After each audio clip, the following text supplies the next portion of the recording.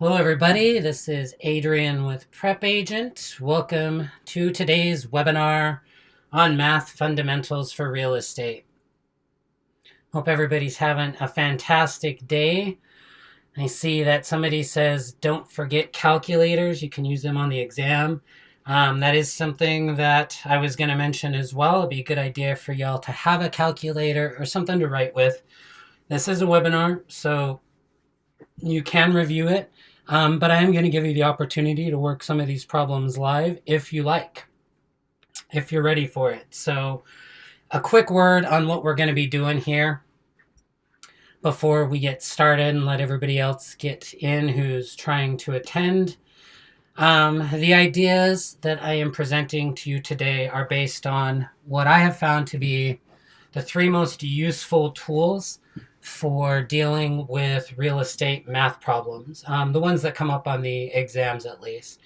So I'm going to introduce you to those and then give you the opportunity to use a bunch of those with the idea that hopefully we're teaching you how to fish a little bit. If you know that saying, give a person a fish and they'll be back next day asking for more.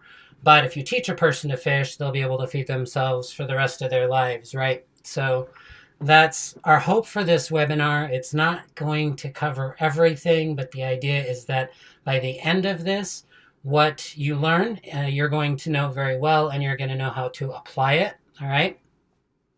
And then if it works out, if everybody understands what's going on, if I don't blow up anybody's brains, if we don't melt anybody's heads, then we'll do more of these and we will cover other things in the future. Like we get a lot of questions about amortization tables and specific applications of math. So we'll look into that going forward if this one does well.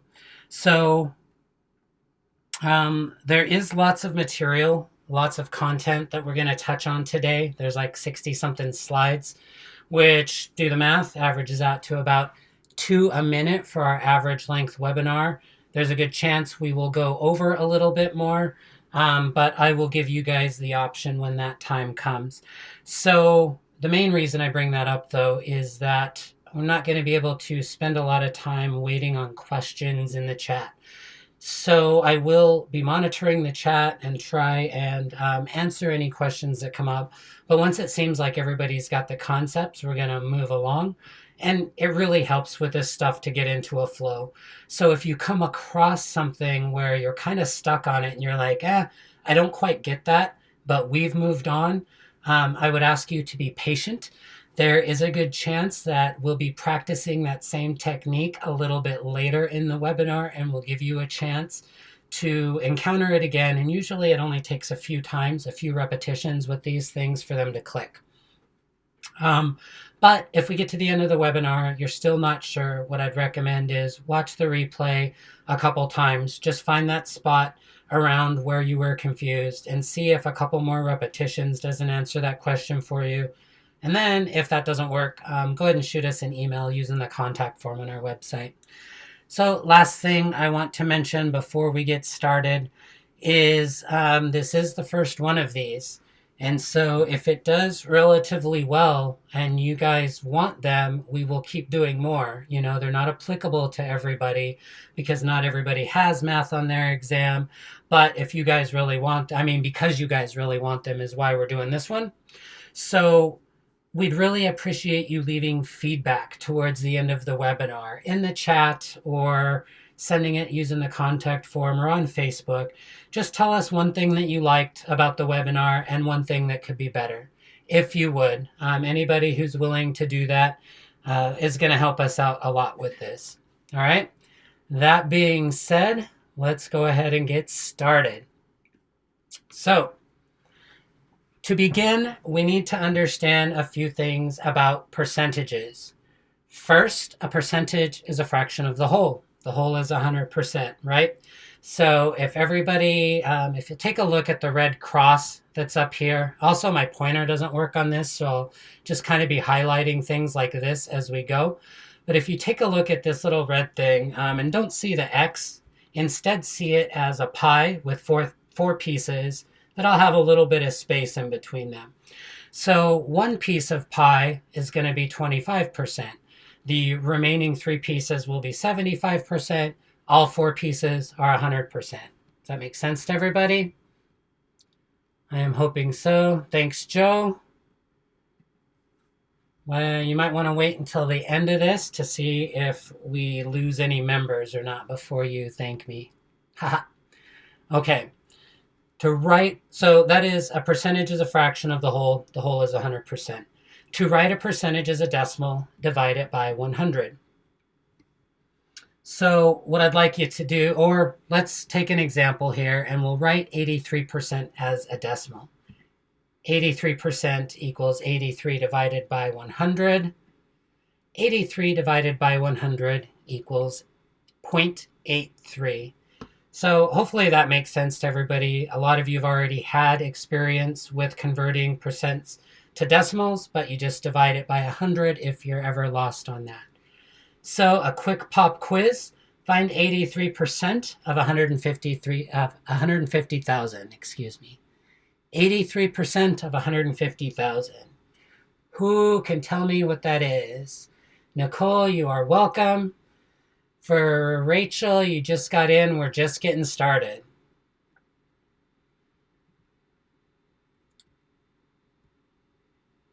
.83 of 150,000. 0.83 of 150,000 is 124,500. Nice job. 124,500. So that main idea was just making sure that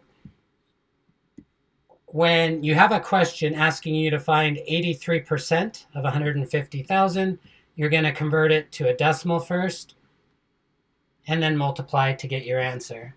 Nice job, everybody. So we also need to understand a thing or two about fractions.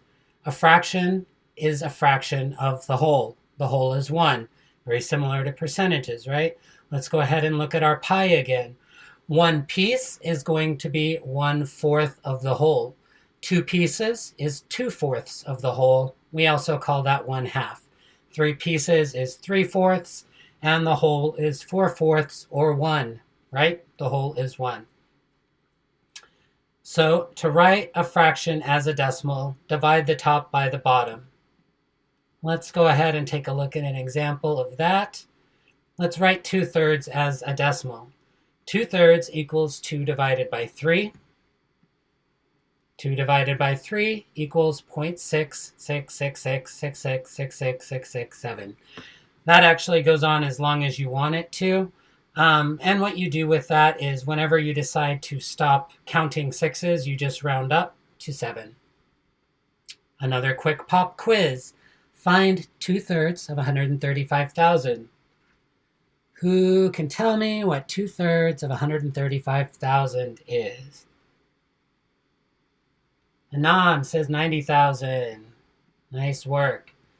So there's 2 ways you can do this. You can either use the 0.6667, which gives you a number that can be rounded to 90,000, or just plug into your calculator 2 divided by 3 times 135,000. If you use this method instead, substitute the decimal, because you have to at some point cut off all of those trailing sixes. Depending on how many sixes you use, your number is going to be just over or just under 90,000. But it looks like most of you got 90,000 exactly on the nose. Nice work. Strong fundamentals so far. So one last concept before we get into a practice question. Fractions have a secret trick as well. If you multiply them, got a little mistake there. If you multiply them by their opposite, you can make them go away. So, for an example, 3/5 times 5/3 equals 1. Why is that? 3 times 15, or 3 times 5 is 15, and 5 times 3 is 15. 15 divided by 15 equals 1, right? Same thing here. 2 times 3 equals 6. 3 times 2 equals 6. 6 times 6, or 6 divided by 6 equals 1. Excuse me. 6 divided by 6 equals 1. So hopefully everybody sees that. What I'm doing right now is multiplying these two, and that's going to equal 1. 133 257ths times 257 133rds is the same thing. This number times this number equals a number that's the same as this. It all equals 1. All right? Looks like that makes sense to everybody. So how does this help with real estate math? I'm glad you asked. Julie, don't worry about being lost on that. We're going to practice this going forward. That's probably a page that I can make a little bit better, okay? And anybody else who feels a little bit lost. The 90,000 question, Anne, go ahead and send us an email on that, and we'll touch on that later. So the first practice question, if $150 of interest is paid in 8 months on a straight note loan of $2,500, what is the annual rate of interest? Let's begin with what we know. This is a concept we're going to practice several times today. Let's begin with what we know. So when you take a look at our practice question here in the white, we know that over the course of 8 months, which is the same as 2/3 of a year, $150 interest was paid. Does everybody see that? Over the course of 8 months, $150 interest was paid.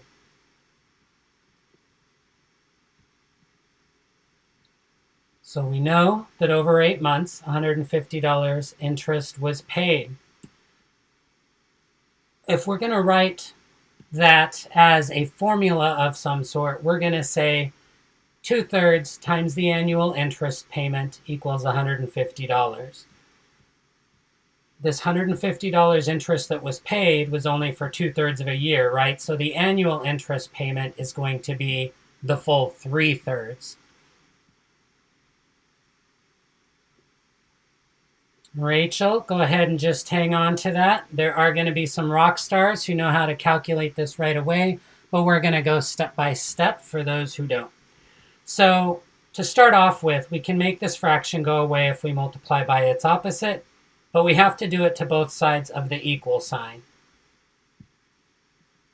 So when we multiply both sides of our equation by 2/3, and this is our equation again, in gray, 2/3 times AIP equals 150. That becomes this box in white. 3/2 times 2/3 times AIP over 1 times 150 over 1 equals 3/2. So I know this is going to look confusing to some of you. I know, Tony, don't sweat it.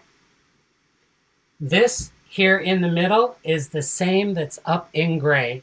We're just writing it a different way. We're saying 2/3 times AIP, and I'm putting AIP over 1 so that everything's on the same level, but annual interest payment, which is AIP, divided by 1 is itself, right?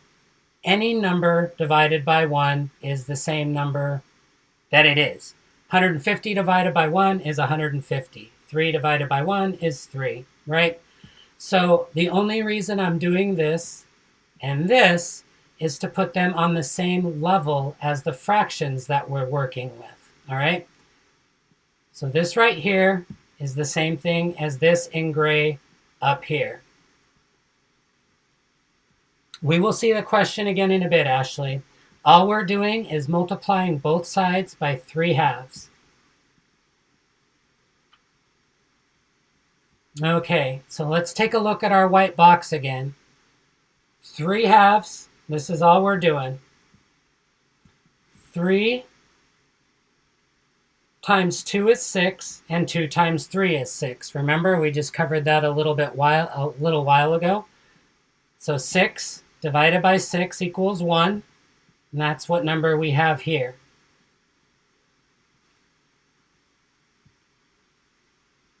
So now we're going to rewrite this equation as 1 times the AIP equals this same thing over here. And for those of you that are getting a little bit lost, don't sweat it. Just try and follow the concepts right now. That's all we need is for you to follow the concept. Once we get a little bit further, it's going to click for you, right?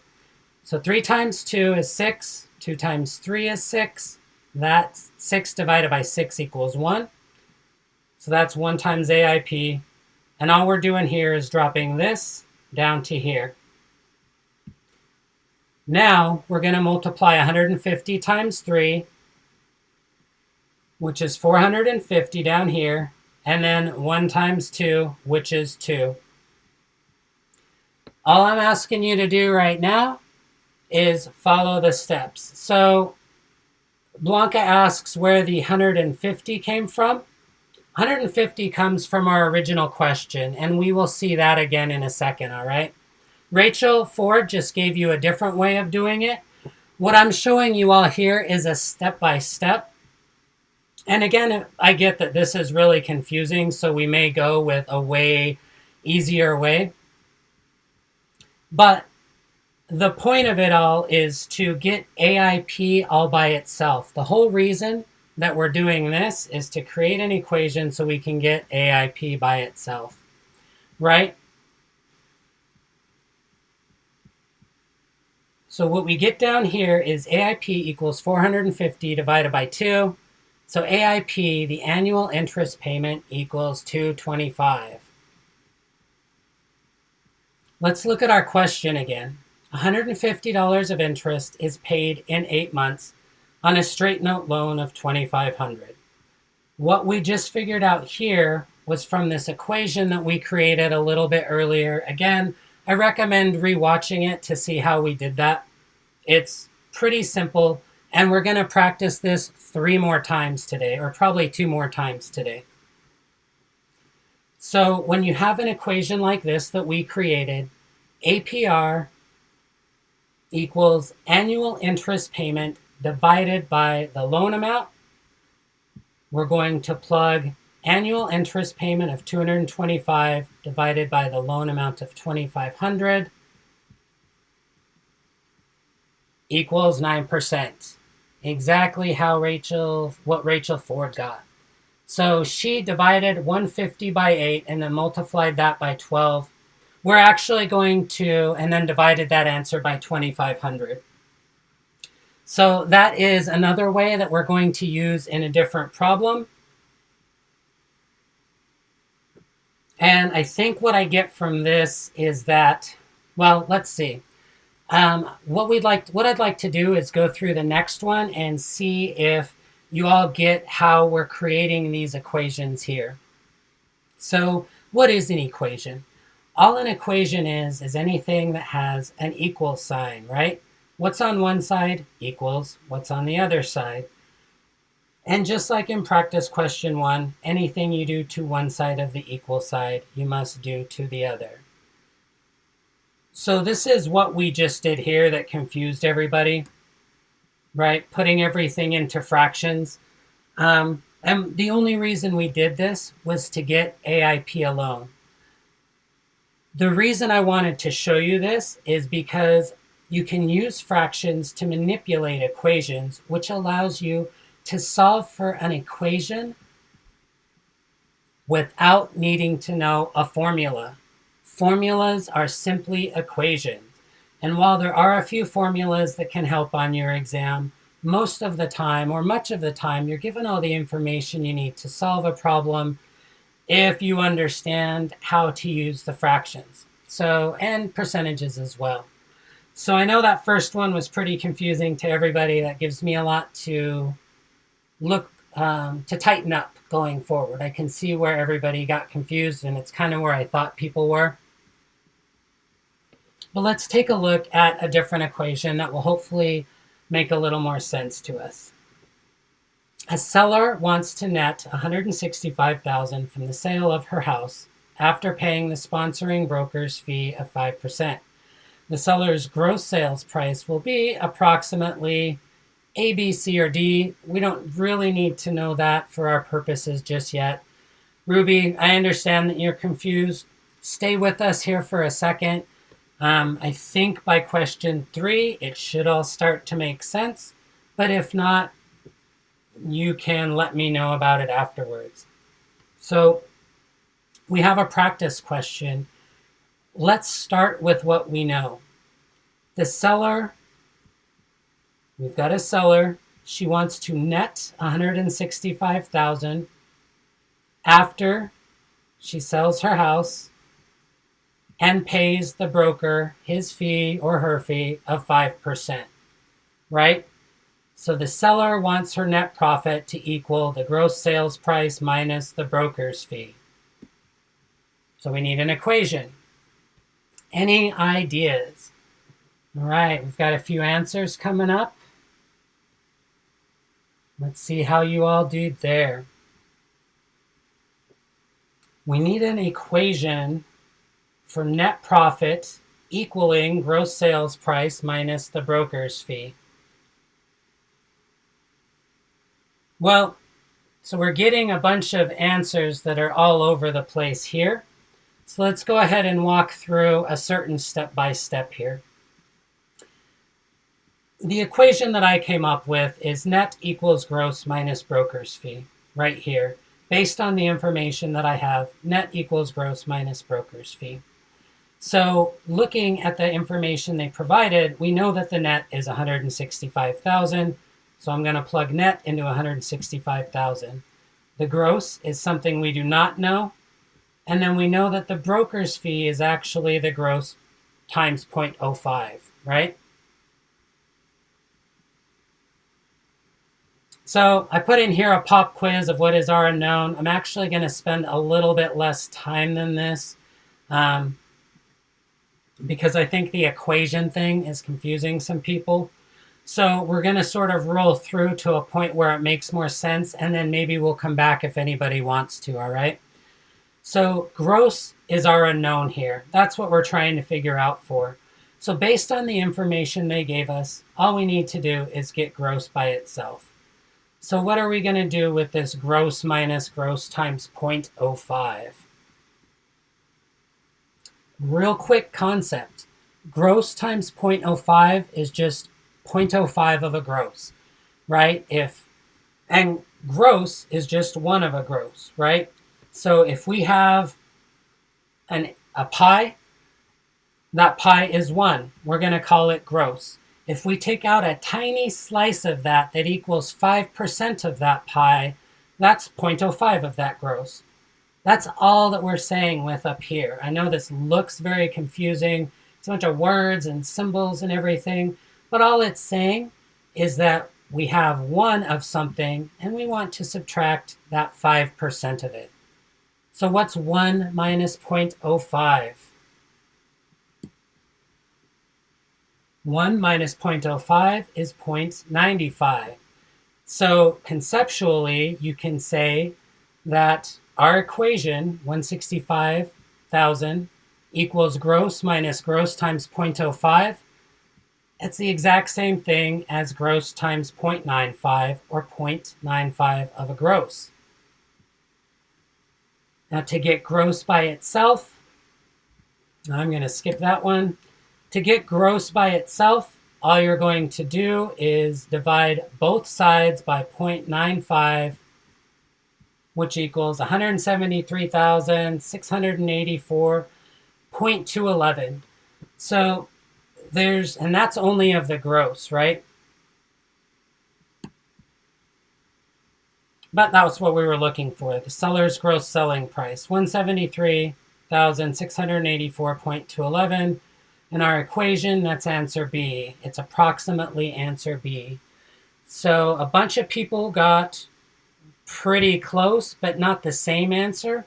And the reason that I wanted to show you guys that method is because what a lot of times what people will do is misuse the 0.95, and what they'll do is multiply 165,000 times 1.05, and that doesn't always give you the same answer as that whole process we just went through.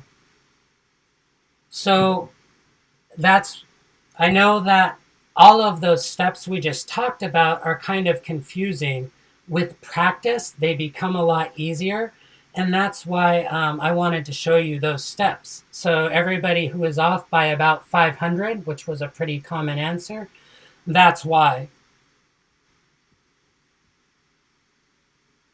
Rachel says, so you're looking for an approximate answer? Only if they give you an approximate that they round, right? So here they're asking for approximate. You'll notice that every question ends with zeros. There's a good chance that when you're doing math like this, that you're going to end up with a 0.211, like which isn't actually a valid dollar amount. So that's why they will ask you approximately, and you're going to go with the closest answer to what you got, but you also want to make sure you're using the right math to get there. So, and a lot of people are saying that's why it's eye-opening, right? So this is really helpful for me too, understanding exactly how y'all would have gotten that wrong. So it's worth going back through and watching the process to get through here. You can look at my step-by-step by pausing on the slides, but I want to get through one more question and see how everybody does with this one. Because this one's got a lot of steps, but it's pretty simple.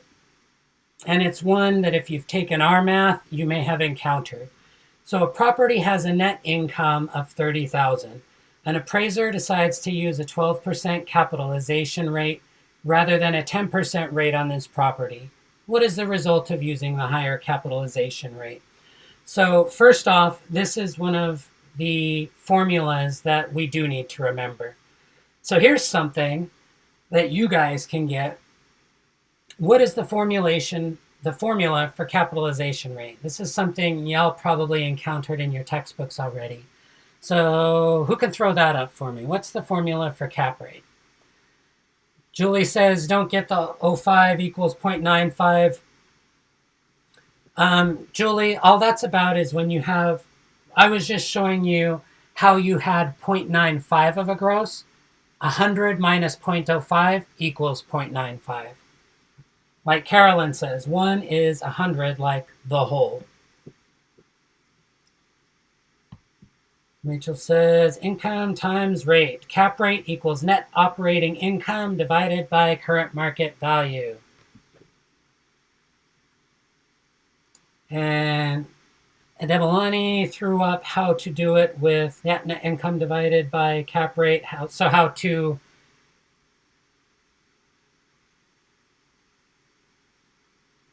So a lot of you know how to do it with starting with net income or different versions. And the whole reason that I showed you the fractional thing first is because if you know how to manipulate the fractions, you can actually create an equation for net operating income, an equation for current market value, or you keep this as an equation for cap rate. We'll get into that at a later time. So real quick, let's go ahead and plug in the information that we have into this cap rate formula. Take a quick look at the practice question. We have a net income of $30,000. An appraiser uses 12% instead of 10%. What's the result? So what we're going to need to figure out is both this formula for 12% and 10%. To find this answer, we need to solve for both of these. So let's do one at a time. To start with, we're going to start with, in the white, 12% equals 30,000 divided by CMV. That's what happens when we plug the numbers into our cap rate formula. It's the same thing as saying 0.12 equals, because 12% equals 0.12, right? Different ways of writing the same thing. 30,000 divided by CMV can also be written as 30,000 over CMV. How do we get CMV alone?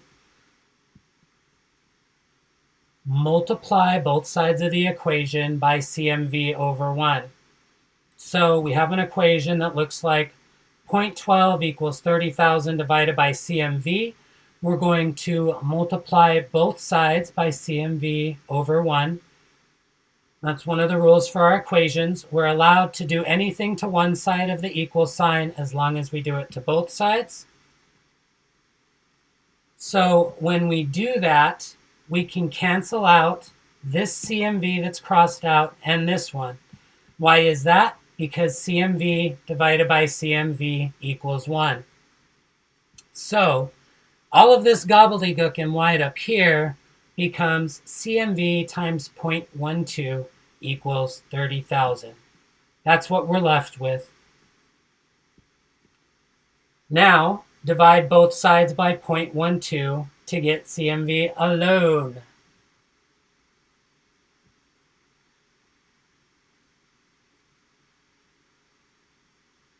Cindy asks, how do you know to divide, not multiply? First, it depends on what you need to do. You can divide by both sides, Cindy, but real quick, what we started with was this. If I would have divided by both sides, so if this CMV here would have been on the bottom, they wouldn't cancel each other out. And my whole goal of doing this is to get this CMV and this CMV to disappear, right? So that I can get a CMV on top. Rachel says, click, ding, that light bulb. That's what I'm talking about when I said that hopefully by the third time we go through this, it'll kind of start to make sense. The whole point of doing that was so I could get these two CMVs to disappear so that I'm left with something I can work with. CMV times 0.12 equals 30,000. Now all I need to do is divide both sides by 0.12 to get CMV alone. When I do that, these two 0.12s cancel out because 0.12 divided by 0.12 equals 1. I am left with CMV equals 30,000 divided by 0.12. CMV divided by 0.12 is 250,000. Yay, nice work. I'm seeing some people get the light bulb. That is awesome. Whew. I was stressed for a while that I was just going to send everybody home like an anxious, nervous wreck. So thank you so much for 1 or 2 light bulbs. I can see, though, where we need to clean this up to make it easier to understand. There's way too many symbols on the screen, you know. Great job, Blanca. Great job, Rachel. Mike beat us to that on his own. So now we're going to do the same thing for 10% down here, right? Mike says light bulb. So 10% equals 30,000 divided by CMV. That's our cap rate formula when we use 10%.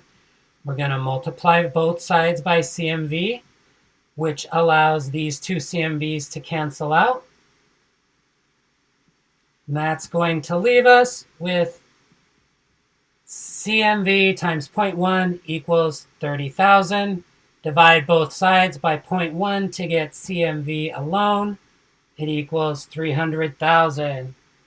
Nice work.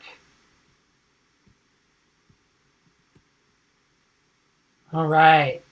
So, looking at our entire question again, a property has a net income of 30,000. An appraiser decides to use a 12% capitalization rate rather than a 10% rate on this property. What's the result of using the higher capitalization rate? We have our equation in gray.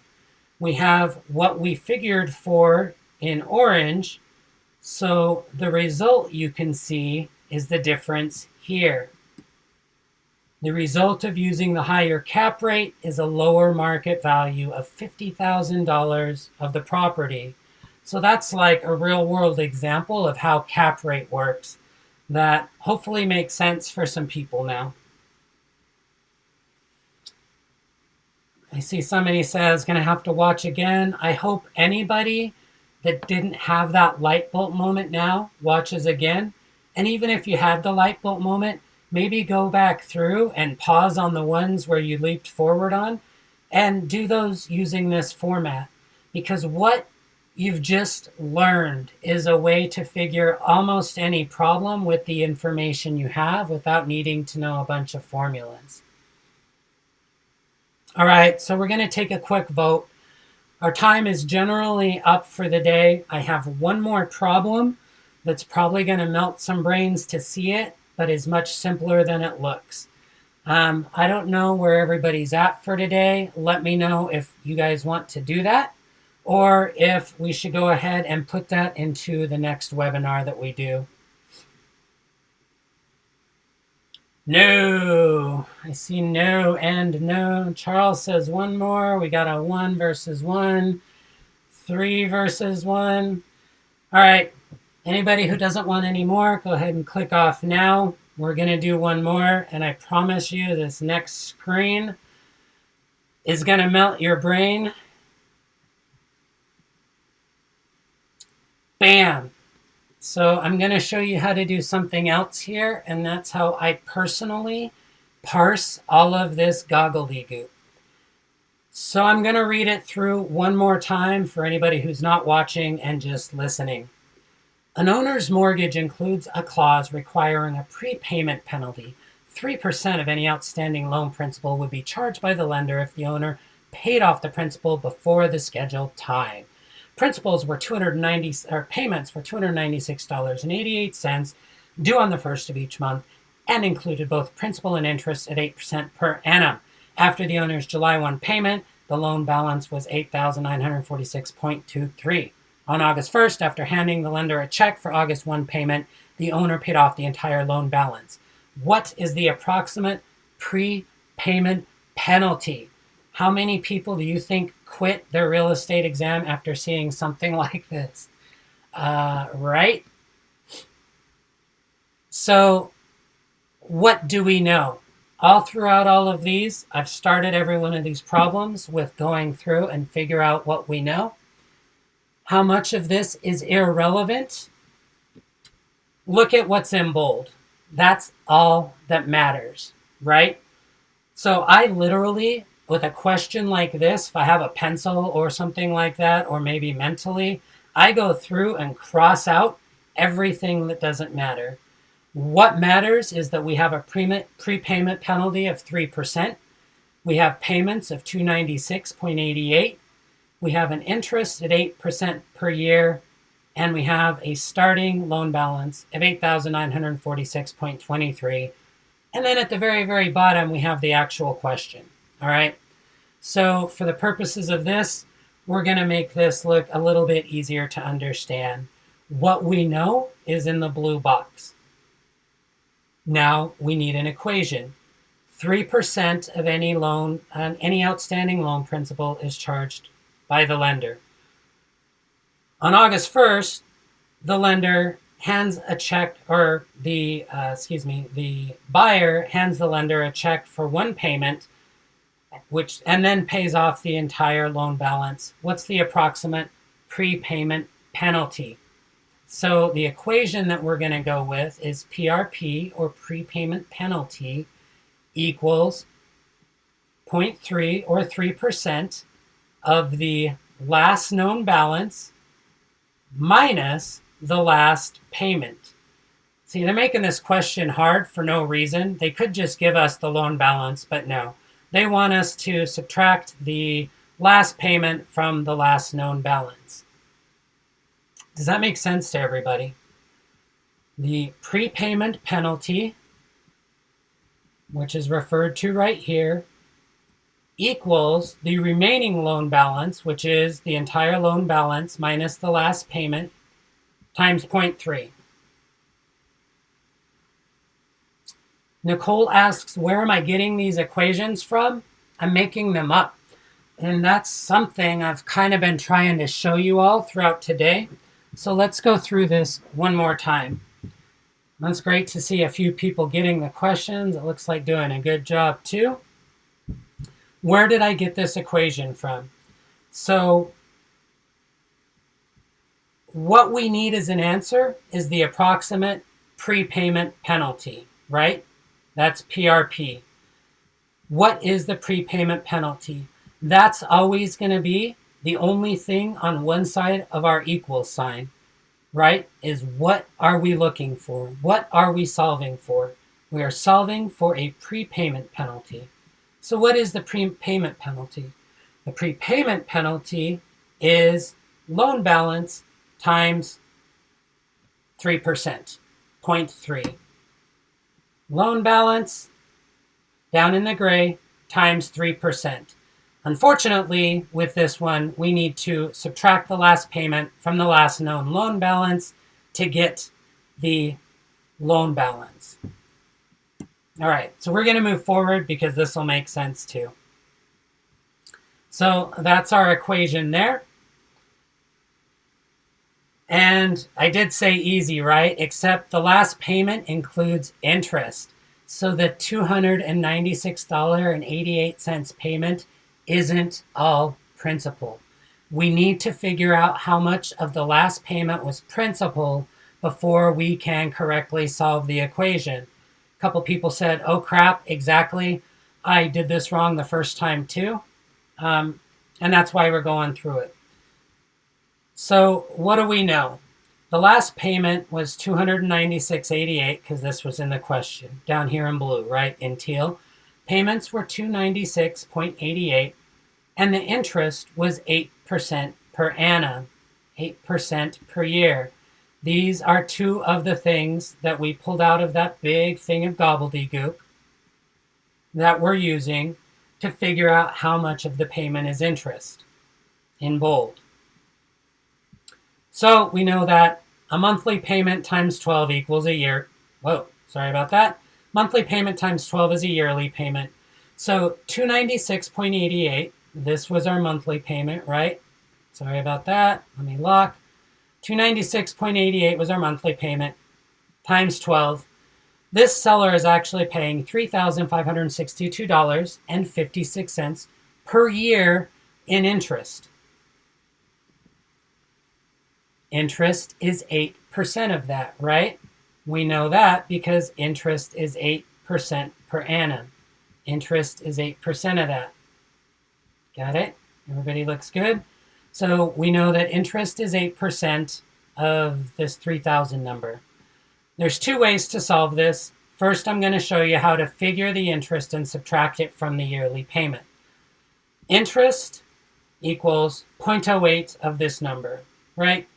The interest payment of 8% equals 0.08 times the yearly interest. 285 is our answer. So that's how much principal out of that $286 payment is principal. Good job, Blanca. So the principal paid per year is $3,562.56 minus 285. Principal paid per month, when you divide that by 12, is $273.13. The last payment paid $273.13 of the principal. Everybody says got it. That's awesome. Thank you, Valerie. Thank you, Blanca. Thank you, Carolyn. Now, I want to show you an easier way to do this. In the box, we're going to go back. Remember I said there are two ways to solve this. We're going to go back to the fundamentals of fractions. One of our fundamentals of fractions is that a percentage is a fraction of the whole, and the whole is 100%. So if you have a problem down here in the red where interest is 8%, the other 92% must be principal, right? So instead of calculating the interest and then subtracting it, we can just say principal is 92% of 3,562.56. And so we can say the principal, we can just multiply 0.92 times that number to get 273.13. Same answer we got previously, right? So go back through and watch that again. However, be careful with that shortcut. That's the same shortcut that messed some people up in question 3, okay? All right, now let's plug this back into our equation. Remember we decided that our equation was PRP, down in the gray, prepayment penalties, equals 0.03 times our current loan balance, which is last known loan balance minus last payment. When we plug in all these numbers, PRP equals 0.03 of 8,946.23 minus 273.13. That's what we just figured out, right? So first white box, becomes PRP times 0.03 times 8,673.10. And the PRP equals 260.19. So out of this whole practice question, our answer is 260.19. Wow. Congratulations for everybody who stuck with us all the way through 45 plus minutes. Today we have covered how percentages work, how fractions work, how equations work, and how to manipulate all of the above to solve real estate calculations. So for anybody who wants the formulas that we did use, here they are. Hopefully now you know how to manipulate these to find for any of the variables. And that's going to do it for today, everybody. Thank you so much for sticking around. I think I got a really great idea of where I can make this a little bit easier. So I hope you guys got something from this. You learned something. Thanks, Joe. Thanks, Arthur. Appreciate you guys for letting me do this. And good luck to everybody with the math on your exams coming up. We will do some more of these. I think everybody appreciated enough. We need to find a way to make it a little bit cleaner, but we will do more. Easier next time. Exactly, Veronica. All right. Appreciate everybody hanging out today. Until tomorrow at 9 a.m. Pacific, 12 p.m. Eastern. This is Adrian for Joe and Arthur and the PrepAgent team. Wishing you a great evening. Take care.